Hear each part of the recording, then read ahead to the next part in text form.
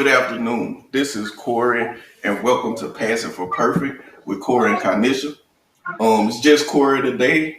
So we gonna do this without the wife today. But I got some fellas with me that we're gonna get into the conversation on academics and athletics when it comes to our black youth and the important roles that parents play, coaches, as well as the players themselves. We're gonna try to educate you a little bit on the recruiting process, the importance of academics when it comes to athletics, and we're gonna get some perspectives from some people who've been recruited, have gone through the recruiting process, have kids have gone through the recruiting process, have coached on multiple levels, multiple opportunities. So since my wife couldn't be with me, it took three men to fill the space of my wife today. But I appreciate these fellas for jumping in and trying and helping me with the show.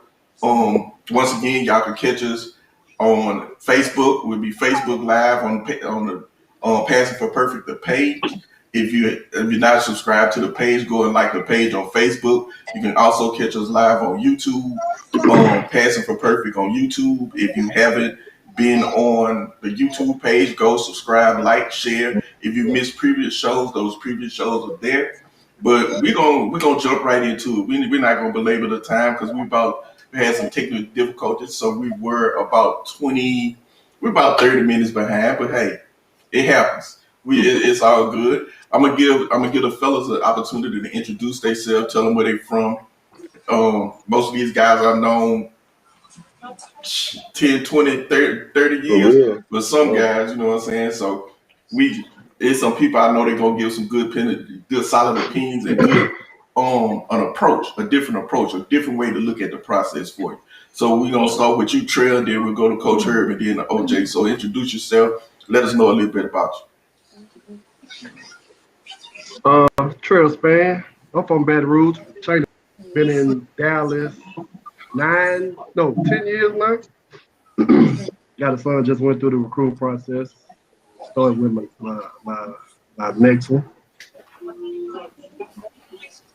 All right, Coach. All right, Alvin Hobart. I'm from Baker, Louisiana, the Leland to be exact. I've been coaching going on 17 years, high school football. I had various stops. I've coached at two 1A schools, East Iberville, White Castle. Coached at Baker the longest. Now I'm defense coordinator at Scotlandville Magnet High School. So the process, I live the process, and I've been going through the process a lot over these 17 years. All right, OJ. All right, I'm OJ Fisher from Baton Rouge. I played at Southern University back in the early 90s with Ben Jobe, and I started coaching summer ball, probably about 17 years ago. And unlike y'all, probably, I'm on the girl side of it, so I got a whole nother side of it. It's a little different. The recruiting process is a little different for girls. I got one daughter just graduated from a Division I, and middle in New York, another Division I. So I know a little bit about it. I got about 25, 30 girls that played for me that made it to all levels. You know what I'm saying? So kind of got a good feeling for this. All right, appreciate y'all for coming on, fellas. I appreciate y'all taking y'all time. I know all you guys are busy coaching, raising kids, working. OJ has his baby on his hip. He started over, so she's gonna be a part of the show today. Right. And we appreciate her. We appreciate her too. First, I want to give a shout out to the Baton Rouge area as a whole. You know, all of us are from the Baton Rouge area, even though Trail is out in Dallas right now. We've racked up some championships in the last couple of months between football, basketball, and I want to send a shout out to Madison Prep, Zachary High. Who am I missing anybody? I know basketball, Madison and Zachary just won. And Madison, Zachary, Port Allen. Yep. One back to back. Yeah, so hey, shout out. Let's let y'all know there's some talent in the area, and we're trying to help these parents get an education on the recruiting process, how to get these kids in school. So my first question, I'm gonna bring it to all y'all all the parents. Some of you new parents haven't gone through the recruiting process. I have myself, my son, graduated in 2013, went to TSU football, full scholarship, full ride. He had different offers, and I learned a lot through the process, man. It's so many things that we don't know as parents, and that there isn't an education. And me and a friend of mine, we got this close to starting a program to where we were gonna, I see parents spend $1,200, $1,500, $2,000 on recruiting sites, websites, and all they're doing is just putting it's like a Facebook page. That's basically like what it is. Yep. It's just a database. It's a Facebook page. It doesn't help you get recruited. It doesn't get you a scholarship. They don't educate you on the clearinghouse, on ACTs, on your core grades, or any of that. So we were going to start a program and just reach out to parents, single moms especially, and teach them about the process. You know what I'm saying? We got so much flack, man. I'm serious, bro. We were charging $150 to $200 for the complete session, like for everything. And we were getting that's cheap. So much pushback on that, man. And I was like, I know Trill is out in Dallas. He's thinking about coming back to Baton Rouge and starting that. So that may be something we got in the works coming soon. Yeah, I ain't moving back. I mean, not moving back, but offering that information to people out here in Louisiana. But there would be a blessing there, man. There'll be a blessing. Exactly. But the biggest takeaway I want to say for that, this sparked from Coach Johnny Duncan, who's a track coach at Scholarville, and he wasn't able to be on with us today, but we gonna run with this topic. He was posting about why we don't push academics as hard as we do with athletics in the Black community when it comes to our kids. And I gave him a little pushback on it, because I'm not saying that we don't push academics, but there's not a lot that we see in the area where kids see anything other than the people around them getting out of here through athletics. So if that's the way that we can get them moving on, to get them in college, get them a chance to see some different things, to experience some different things, then let's push those athletics. But at the same time, we need to be pushing the importance of academics, because without those grades, I don't care how good you are, a coach will hang up instantly. And my son had verbally committed to McNeese. He was ready to sign. He felt like, okay, I got it. I got the offer. I'm good. I've committed to them. And he failed the first semester of English for his senior year. Ask me what happened to that offer. Cool. Over with. No chance, no opportunity, or nothing. But it was luckily he had other offers, and we were able to get him in a homeschool program he was able to take that course over during the second semester and be eligible to play his freshman year. Everybody don't know that, because the school, no knock to Zachary, but they had him take a program that wasn't clearinghouse eligible, meaning that program was good enough for him to graduate and make up that credit recovery class, but not getting the but not good enough to be eligible to go to school. So thankfully, the coaches at TSU, they stayed on him. They talked to him, and they gave us the opportunity, and they told us, hey, he can do this homeschool. It's accredited school. It's a homeschool course.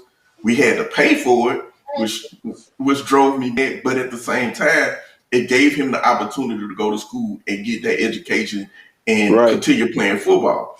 And that's one of the things I wanted parents to understand. There are other avenues, but the two most important things when it comes to recruiting is your core grades and your ACT score. I mean, that 2.0 core grades, or the higher it is, it's on a elevating or sliding scale. The higher your GPA is, the lower your ACT score has to be. So Mhm. That's why it's the importance of pushing academics. No matter how good you are a player, academics is important. So I want to ask this, bring this question to you guys. Um, the role of the coach, the parent, and the player. Who do you think the biggest role is when it comes to pushing academics and getting kids, athletes to understand how important their grades are when it comes to getting these scholarships, no matter what level it is? We'll start with you, Trey. We'll let you go first, since you Man, just went through the I, process. I tell you, it's the parents and the player. Like the coach, well, we had to learn going from a public school to a private school. The coaches ain't obligated to get your son to college. You know what I'm saying? Like he ain't obligated to go sit and make sure your son got his classes and grades together. Like his job is to go coach. Like we went from a public school where the coaches had to be teachers to a private school where none of the coaches were teachers. They was just showing up. Like some of them never even walked in the building, the school building. So how can you expect your son position coach to worry about his grades? You know what I'm saying? And he not even a teacher, not even walking in the building. As far as he going into the locker room. So for me, it's the parents first. Well, it's the kids first, because if this is what you really want to do, then it should be no argument about your grades. It's the kids and the parents got to follow back on that. All right, coach.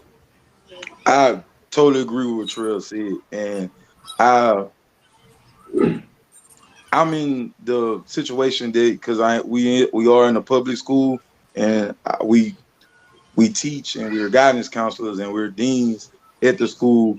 We get the pressure from the parents, like y'all sitting up there and you letting them play ball, and his grades look like that, and it's like, as a parent, you still have to come up here. You have to take the initiative to check on their grades and stuff like that because we doing this for one, but we doing this for 80. So it does Right. get tiresome, but a lot of the times we don't have parents like y'all guys or that that's gonna take that fight with us against making sure they grades right. A lot of the parents really put the onus on the coaches, and just like Trill said, it's not that you obligated, but I mean we trying to work for something. You know what I'm saying? So but it definitely goes to, because it's just the old saying, education starts at home. It just don't stop when you get to high school and you start playing sports. Education starts at home. So you still have to educate your kids all the way up, as long as they're in education or getting an education. Okay, okay. Yeah, no. I mean, they right about that. I think it starts at home, and I think the parents should hold that kid responsible. But I think the issue that a school has is because nowadays parents, they got a lot of kids. You know what I'm saying? And so Yeah. put that time. So for them, it's like, hey, that should be on that coach. If that coach wants you to play a sport, then that coach should be getting that straight. They should be making sure your good is straight. They should be making, you know what I'm saying? And it's like Coach said, you ain't the only kid. You know what I'm saying? Right. There's a whole bunch of kids that's here, and I can't put my hands on each one. And I think it is the coach should be a tool to help. Right. Right. Because the coach should know all the avenues. Like for your son Corey, they should know the avenues to go down to get it done. That would help the parents on this end, and maybe that would help the parents more. But these parents nowadays it's on the parents, but they ain't trying to hear that, coach. They ain't trying to hear that at all. It's rough, and that's the thing. Like I learned, like I would give Coach Wilder this. I would give him this much when CJ was in school. CJ's sophomore year.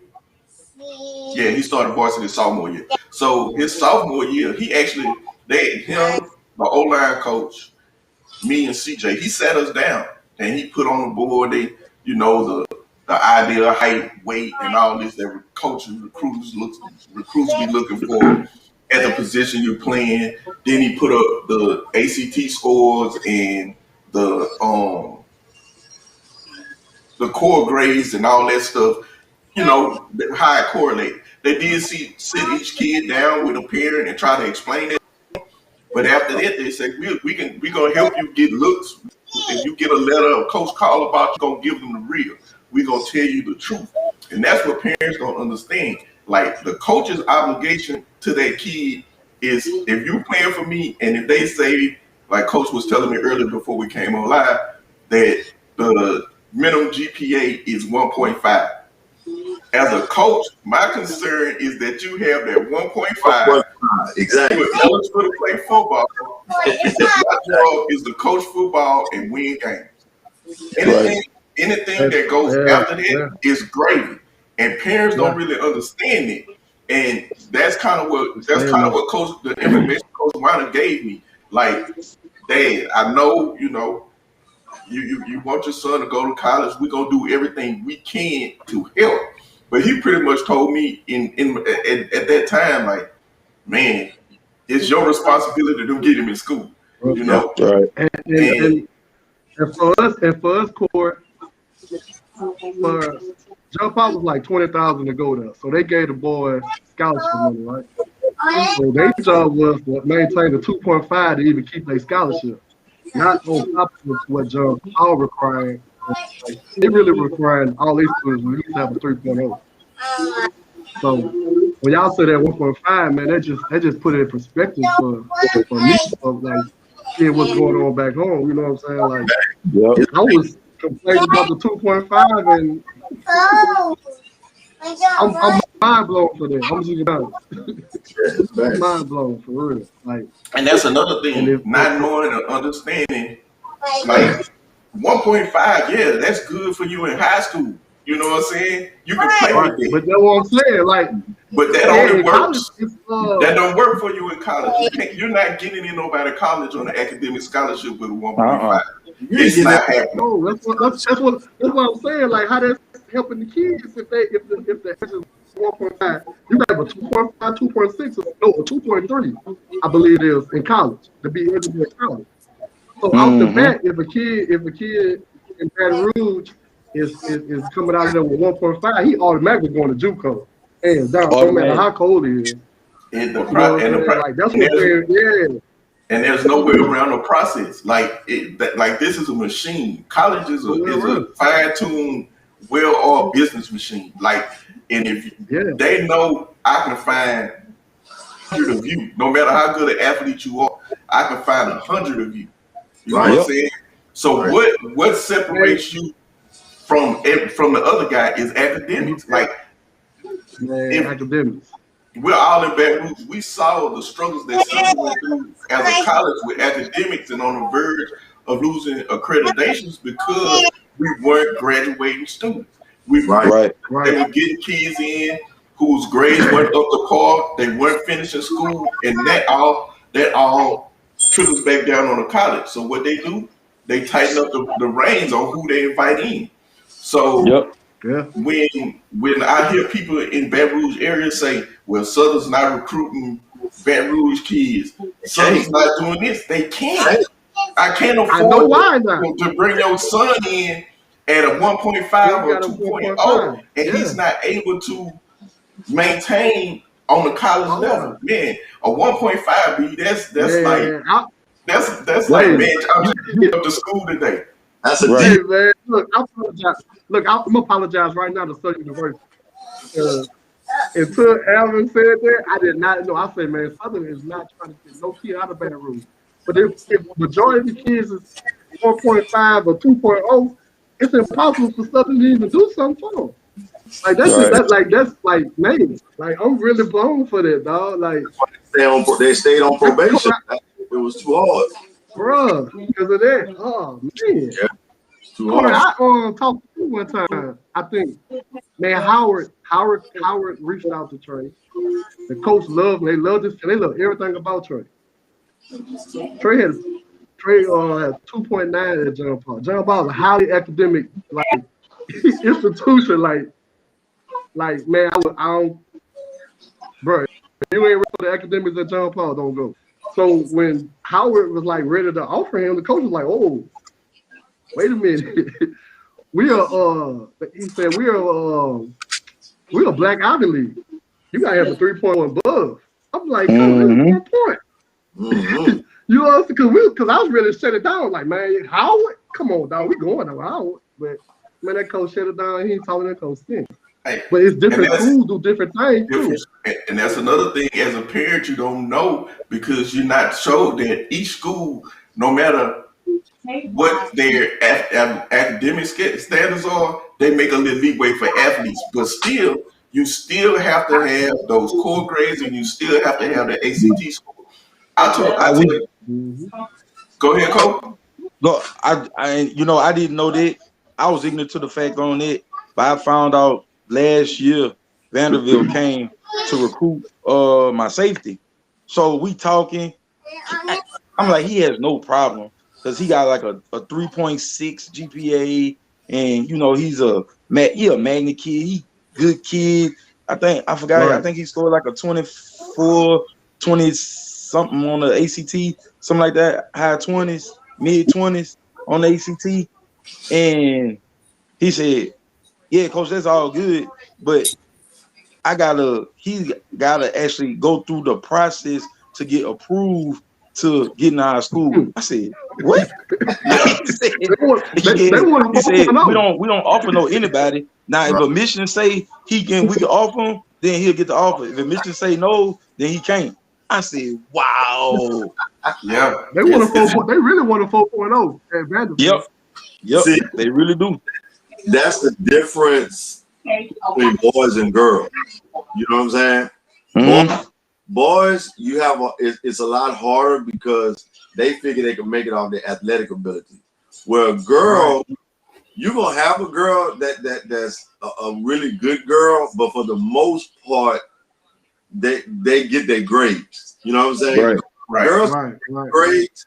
So when it comes down to recruiting, because we had a bunch of Ivy League schools come, and it's a lot easier for a girl for grade wise. Now boys, I understand it's a lot different, because boys just don't want to go to school. You know what I'm saying? If they ain't got the proper parents behind them, they not going to do. And like I said, in Louisiana, in Baton Rouge with that 1.5, man, all I need is a 1.5 to stay eligible. All I gotta do is show up every day and put my name on the damn. You know what I'm saying? Put your name, say here, and you got a D. That's all D's. And so all I need is that A in PE. See that A in PE where coach is the one giving me the A. That's my 0.5. Man, you know what I'm saying? So I got an A, and I'm good. And that's how a lot of kids look at it, but they don't understand because that coach got other kids, and all he needs to do is win, so nobody looking at him to lose his job. Right. He's like, "Hey, I need this kid to play." So long as he got that 1.5, I'm fine. I ain't worried about your mom and dad. They got to deal with that themselves. Which those coaches don't give a damn. Now, coaches care who gonna go out their way to try to make sure that each kid do what they need to do and make higher than a 1.5. You know what I'm saying? Right. I went to Catholic. Gotta do that. It was way high. In the Catholic school, you didn't even allow on the court. Right. 0.5, you can hang that up. Hey, you can hang it up. Hey, my son was eligible this year for a game because his theology. He was 1 point off in theology. Like they like Catholic school stuff, they don't play that, dog. That make you mad. And that's why a lot of extra class, nobody else take it. Right. Hey, that public school, you don't have it, and that's one of the things. The difference between private and public schools. Like I've been following. I call Trail Son them my nephews, man. So I've been following them on Trail like my big brother. So those my nephews. I've been following them since Pee Wee football. So I've been around middle school, elementary school. So I watched Trey go through the process. I watched him go from a public school to a private school and understand the difference of the mindset you have to have academically. And my next question is, staying in that vein, whose place is that to push? As a parent, you shouldn't settle for your child having a 1.5 just to be eligible. This is when I get on the parents. Like this is a parenting thing. This is a community-wide thing. I don't care the LSHAA, how many S's and H's and A's it is, says that your grades need to be. You know what I'm saying? In my house, a 2.5 makes you eligible to be an athlete because I know the process go to try to get to the next level. Right. So, do you think the lack of, I'm gonna say it, man. I coached Pee Wee football for 10, 15 years. So I watched kids go from 6, 7 years old all the way through college. You know, I can, man, I probably coached about 20, 30 kids that have played some sport on some college level during the time I was coaching. So I've seen parents, the type of parent change during that time span. Parents get younger, whole lot less more concerned, more kids, and more kids, and it's just different, man. The parents are just different. So do you think that plays a big role in these kids not understanding how important academics is because the parent doesn't understand? The parents don't understand. Yeah, absolutely. That's play a big role. That, and I'm gonna throw another wrench in the resources, dog. Like hearing what y'all talking about and seeing what we went through. Like even before Trey went to private school, I mean, the public school in Frisco looked like a private school, and they had all type of resources. Like we got the John Paul, Mr. Rockman. Like when Trey graduated, I'm about to buy them man like a gift card or something, bro. Like his academic advisor, like that man that drove to the house and brought him stuff for English. Like you know what I'm saying? Like we can't talk about Texas, we can't talk about Texas and Louisiana. It's different. Like I'm sitting here like it's different. Like, oranges. Yeah, man. It's like wow. Like I'm just gonna be real. I'm just gonna keep it all the way 100. It's different. Listen to y'all, man. The best move I did for my son was move him out of Baton Rouge. I'm just gonna keep it 100. Yep. I agree. I totally agree with that. I agree. Man, it's crazy, bro. It's crazy, dog. Like at some point, like us having this conversation and teaching parents what's really going on, it can have so many other kids in Baton Rouge to get out of this, bro. Like for real. And it only takes to start that conversation. The crazy part about it is that in that process, you see the talent, you see the athlete. Right. You know, because look at the number of championships we just won in the Baton Rouge area. Yep. 2, 3, 4, 5 years. There's state championships from Baton Rouge in baseball, track, football, basketball, you name it. So you can't say it's not the talent. So at this point, it becomes the academics and the resources as to why we're not pushing more kids to college. On free rides, you know what I'm saying? On free rides, 4 years for free. That should be the hashtag for every parent who has a child in academics. I don't know if it's 1, 2, 3. Understand the difference between a Power 5 conference and they don't understand what Division 3 is. Division 2 for Division 1, you know what's to me? They all the same when it comes to 4 years for free for me. You know what I'm saying? I tell them 4 years for free. I try to tell them, they using you, but you gotta 1-up it. So you try to get yours in 3 and get your masters at 4. 3 years, real talk. There you go. Get your BA at 3 and get your master's at 4. So you got 2 certifications or 2 degrees for free. Yeah, man, I'm on that right now. I'm loving this extra year. You know what I'm saying? That was the one, because a lot of people was on me why I sent my kids to U High, and that I grew up in Catholic school. So for me, I saw a lot of kids my age, my peers, struggle in the public school system, where I didn't. You know what I'm saying? I didn't have issues. I was straight, right? Because they did care a lot more. Now it's not the same because Catholic school and it went down, but your private school is the same. So when I sent mine to U High, it was, my daughter was at Sacred Heart, man. In her 7th grade year, she failed something, and they was like, she ineligible. Now this is in middle school, and so I'm like, okay, cool. So I made her ass go to every game, and it was like, I said, because if you the best player on the team and you in street clothes, I want you to tell everybody why you in street clothes.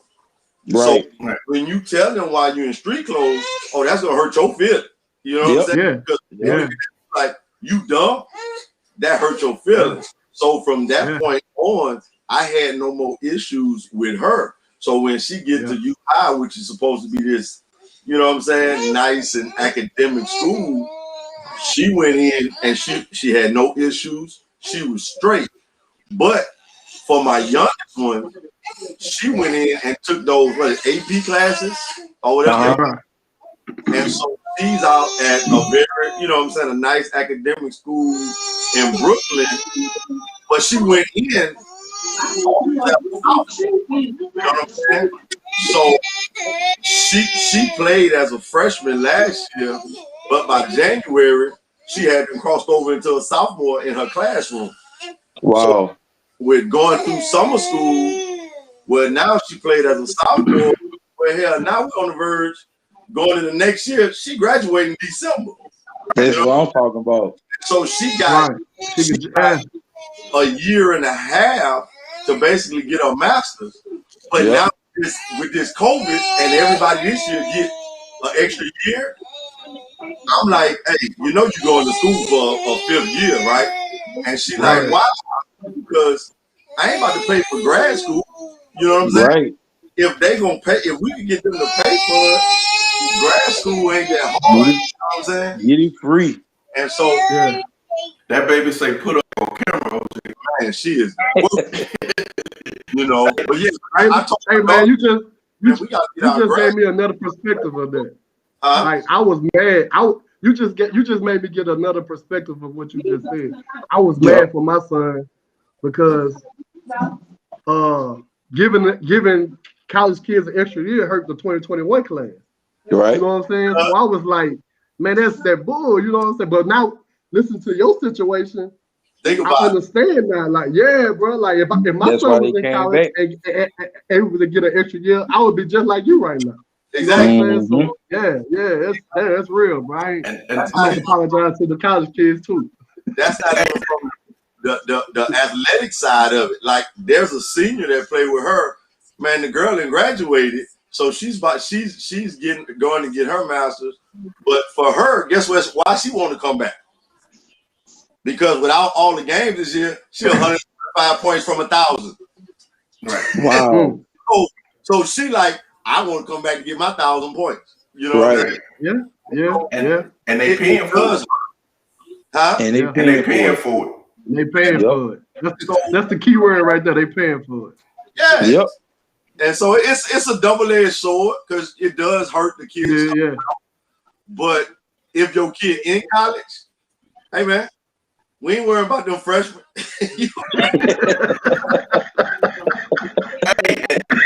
That's real. That's real talk. That's real talk. Hey,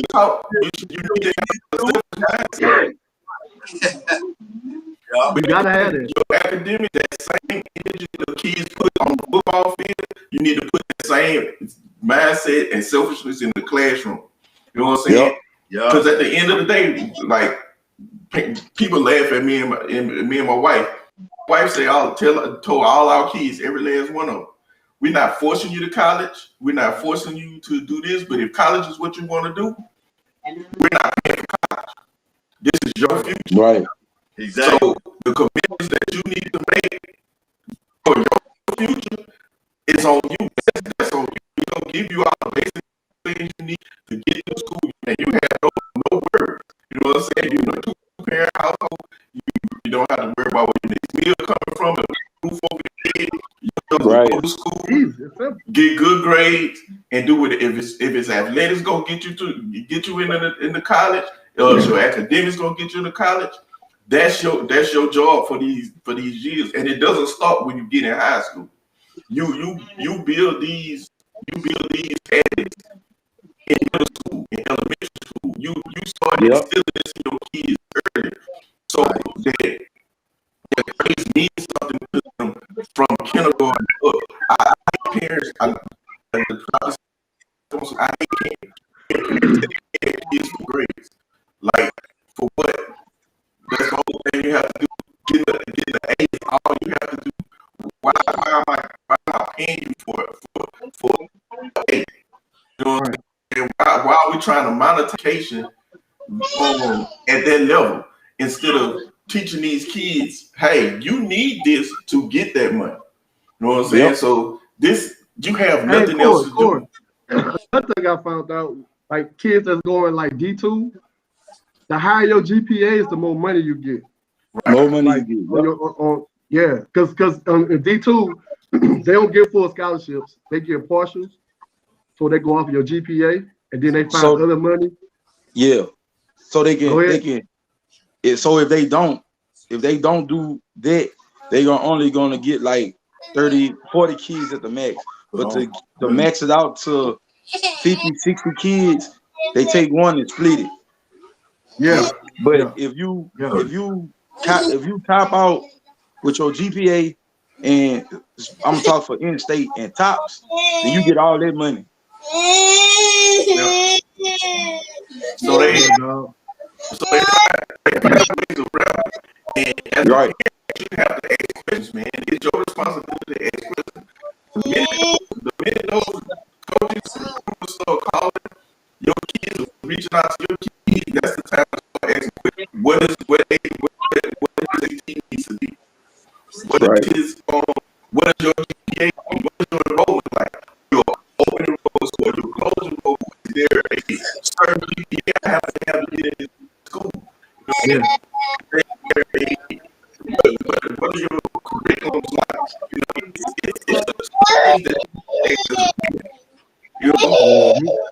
and you need to be understanding to your kids, so your kids understand the questions that they need to ask, the things they need to understand. Because when a coach calls the school and asks your kid, the first thing they're gonna do is see that film, which is gonna be what's gonna draw them to their kid.